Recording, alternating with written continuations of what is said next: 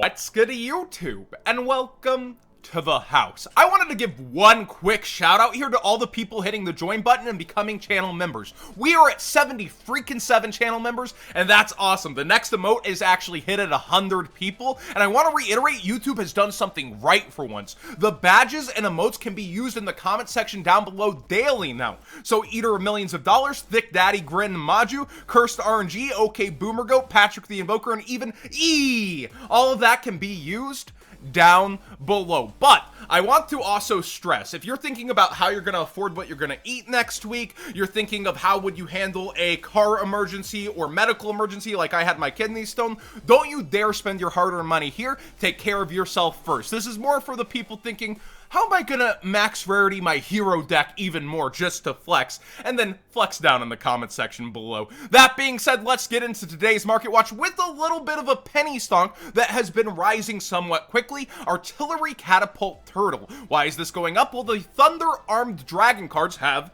a level 5 dragon, and this is, you can tribute to one monster, special summon a Gaia the Fierce Night monster, or any level 5 dragon monster from your hand or deck. So it's normal summon and pop off with the new Thunder Armed Dragons. And being an ultra rare out of Rise of the Duelist, please do remember, also their ratios are worse, even with the good spread of cards in Rise. You have penny stonks that are likely to go up over time, and this just being able to generically do that, and a new archetype that has a lot of fan favorites, casual doesn't mean broke. Look at all the Melfi buyouts, this is likely going to go up and has started to slowly do so. Although this listing wasn't here yesterday at $1.75 and the lowest were $2, you could get these at like 50 cents to $1 at one point, and even though the market price says 2, it hasn't been a solid 2 from what I've seen. So do consider this card. With that new support coming, you might want yours sooner than later. Of course, selling out again using that TCG player link in the description down below, costing you nothing extra to support the channel for the cards you'd already be buying. Now, Spellbook of Fate Ultimate Rare had a buyout. Somebody messaged the channel on this one, and I did not know the Ultra Rare was going up in price as well. I think this was pre-banlist because they said it happened last week. I completely missed this one, and I would guess that people were speculating on Spellbook of Judgment actually peeling off the list. I don't think this is the greatest one, but you do look at past formats like Dragon Ruler, and you could summarize that if you got in on this at a cheap price point, you made a decent buy. Oh, also playing Duel Links in real life. Nah, fam, it's not like that. But this card is rather up there for what it is, and I don't think you want to hold on to unlimiteds. I think you should want to make sales. First edition becomes another question, and even at these current prices, I would sell. The unlims are towards 15. Let me know if I'm missing anything meta-wise. This is a great card in general. If you control a spellcaster type monster, you can banish up to 3 spellbook spell cards, so the spellbook engine in general, and then apply an effect.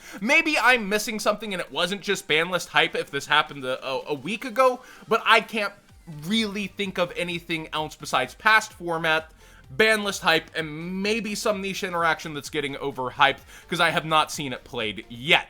Speaking of overhyped, the Lost Art promotion, we've been keeping track of Dark Magician Girl almost every single market watch, but now Lart Monster Reborn right by her side has been bought out to the point of $80. I personally think that you should be considering either super long term with this card or playing waves of selling and then rebuying cheaper, because I think this will fall back towards $50 even with all the hype towards Lart right now. Remember how many more Monster Reborns there are than something like Dark Magician Girl. Dark Magician Girl only was sent to stores to last for 2 weeks, where Monster Reborn was meant to last full months and has been lower in price for a long time, and this is a fresh buyout. You even see the market prices up there from actual sales to the people buying it out, meaning they're interested in keeping it above $50 probably. You also see the Exodia pieces have had fallouts, but are also low in quantity, which means they're likely getting focused right now, and Harpy Queen was as low as $12 before last night. She was not.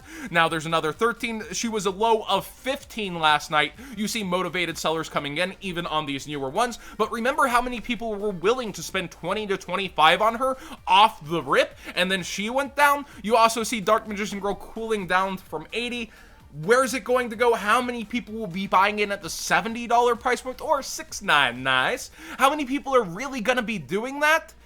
I don't really know, but I know people are willing to spend 50 on her like hotcakes right now, and that's somewhat scary. So this entire promotion kind of getting pulled up by its shoestrings by Dark Magician Girl, and it's getting eyed a lot more for long-term investors and also people looking for hot, quick flips. It's more than they're not really looking at the collectability, despite these not having any reprints on the horizon. And Konami, I think, stated they're not going to reprint any of these arts. It's a really solid promotion for OTSs, but this is what's causing the raise in the ceiling and the craziness on everything. Dragons of Legend, the complete series, has had a huge fallout in price, of course, because it's actually hit shelves and people are able to compete now. Instead of 7 listings, you see 44 listings. Toon Kingdom down to $12. That is freaking sweet. Will it fall under 10? I think that's unlikely. I think it's going to settle at 10 as people are hunting down play sets and even trying to complete the entire, like, when it comes to these side sets, I've seen multiple people try to get every single color version of a card to consider the set complete. So it goes past just play sets of certain cards that are matching for people and diversifies there. But it's still not, you know, you're not getting, as a customer, a single card that actually gets you the pure MSRP back of a product, which is a bad sign for the life of the product in general. But to be fair, you're also pulling these dice that are consistently selling for $3 to $4 on top, so you do have to factor that in, like with the Megatins you had in Nibiru and Dark Ruler No More, helping bleed value. So, I would say it's doing okay compared to Season 1. It's not as bad of an L, but it's still not a great product. The imports are what I would be focusing early, like thinking about having for long-term or going penny stonkish in. The Cyber/Harpy is doing okay. Time Wizard of Tomorrow with Instant Fusion only at 1 is pretty down there. And the rest of the stuff, like Xyz's import for you Orcus players, is a tech. This is kind of a cool tech if you haven't read this card. And Jinzo Layered is something else I'd consider. Target an Xyz monster you control and one monster your opponent controls with attack less than or equal to it. Attach the opponent's monster to your monster as a mat. That is crazy. Crazy good, and it's in a secret rare form, which just looks amazing with Adrius and Tyrus, who are also on a judge mat I have over here somewhere to give away on stream.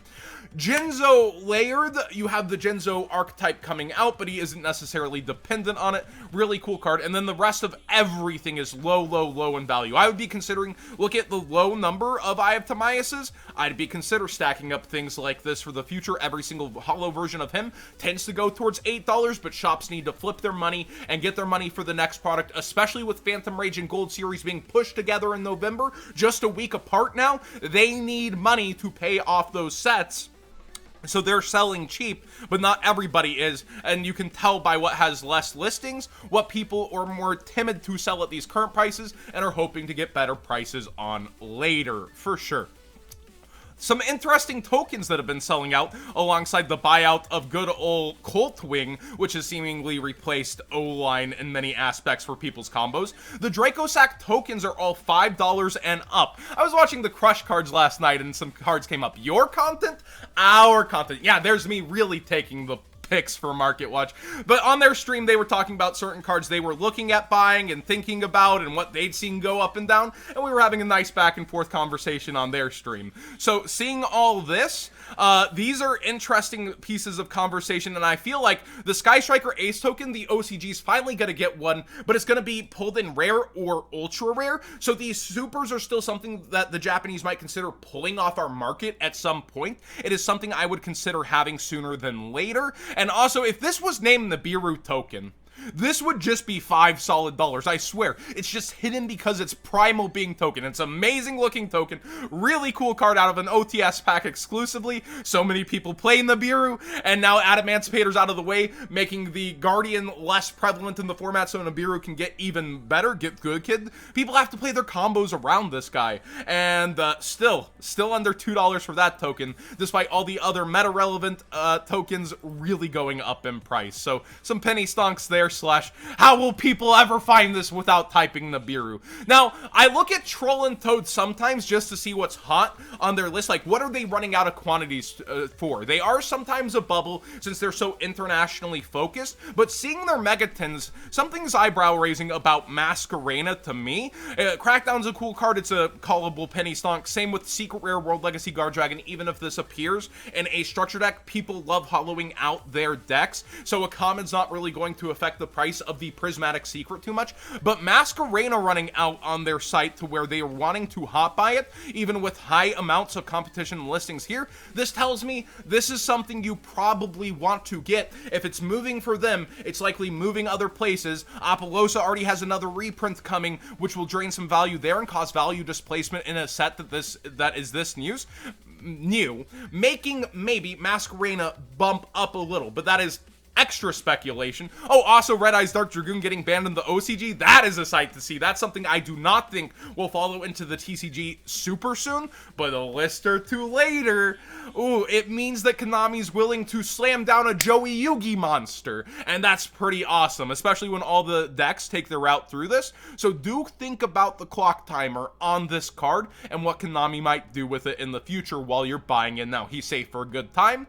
Who knows when it's really going to end. Also, from the Crush Card stream, we were talking structure decks, and it is shocking how many structure decks with unique themes have gone up over time to $30. Are structure decks the next kind of wave of, well, if I can get enough cheap at like $8, you know, like a store will hook me up 3 for $24 or something, should I be setting a bunch aside and selling them later? And the answer is starting to kind of look like yes, if you make a good call. Like, will the Dragoonity structure be this good? Zombie Horde is up towards 30, and you have Ballard Roach and other unique cards, but when you add up the singles, it's not close to there. It's just that these sealed decks are doing that well. You do have a Solitaire and there's 10 solid, but then you start to get down into dollars and 50 cents where sellers are barely making anything back versus the stamps and fees. Layer of Darkness is also up towards 28. We do see one sealed one here at just $12, so somebody offering a pretty good ship deal, half price under everybody else, actually under half. And then you see the Soul Burner structure deck, that's partly due to Ash Blossom, of course, and then the Salad Boys at 25, the most competitive structure deck out of all three. Well, man. But when it comes to all of these, like, it is kind of shocking to see these sealed prices and know that they've been selling up to that point where people are finally, like, grabbing their wallets and going, oh, fine. So is it worth setting aside structure decks? In some aspect, yes. You're still playing a risk with that guaranteed product versus going up. But if you are big brain and you think one's going to actually impact the meta or become a huge fan favorite based off the cards inside, and you want to play versus the when will this unlimited structure deck come out, because it seems like it takes several years, you might be in for a kind of fun market for some slow long-term play on actual value. Toon Chaos Collector Rares are being treated like poison when they're unlimited. Look at these prices versus the first editions. It's almost like, think of if the Ghost Rare Gap had started immediately with first versus unlimited. This is mind-blowing how people just do not want to touch them at all. There's the first whole page. There's the second whole page. Wait, there's not a first set in sight. Here we are, 135. Over double in price the unlimited. Toon Chaos was shorted for its first ad run, but that little stamp on almost every single collector rare is just defying gravity, and the rest of things, get it away from me. I don't even want it. Like Cyframe Gear Gamma under 100 for one of the most meta impacting cards.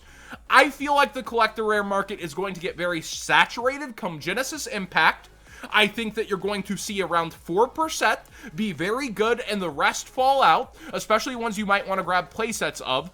And if they unlimit collector rares again, which I don't think they will, we know what's poison to the market. And you see collector rares not being touched all the way down to $40 that I think are actually maybe even okay buys at this point for what they are. Yet, let's discuss this. Why I like the Toon cards is, if you look at Toon Kingdom's history, while it took some time, this unique card that didn't get a reprint for a very long time is what got hyped up so much, and now the max rarity is kind of immortalized as a collector's card. Toon Page Flip and Toon Page Bookmark could be put secret rare somewhere at some point in time, but I don't think so. Since they sold an unlimited product of this, I think they're relatively safe for a long amount of time, but we never know. Konami always likes to do that. Printing was so good, that reprint was so good, let's do it again.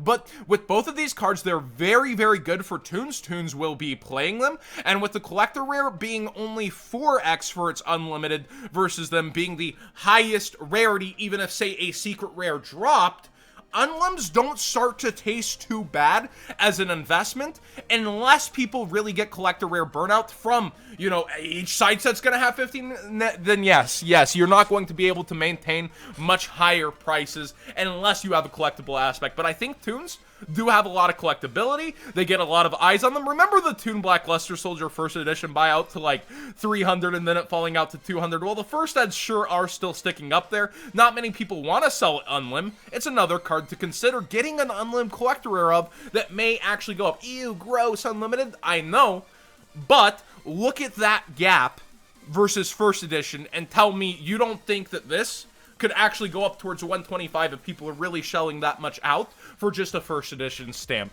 There's something to be considered here. Where will they go? Will collector rares have full burnout and only a couple retain value? We're going to see. My call is that only 4% are probably good long terms, and man, people, okay, the biggest gap by far. Black Luster Soldier, what is it still 300 for the first edition? No first edition on the second page. Is he sticking up there? Yeah! That is insane! How is that not mind-blowing? Over double consistently for that first edition stamp. Craziness out here. Please subscribe if you haven't already. I know a lot of you watchers aren't subscribed that come through. I do giveaways for subscribers here and there. Please like this video if you enjoyed the conversations. Shoutouts to the Crush Cards again for letting me your content, our content, and actually steal some pulls. And let me know what you think of what's going on around here. Some penny stock calls, some general market movement. I tried to stay not too ban list heavy this time. And wow, this is a pretty long market watch with those general discussions.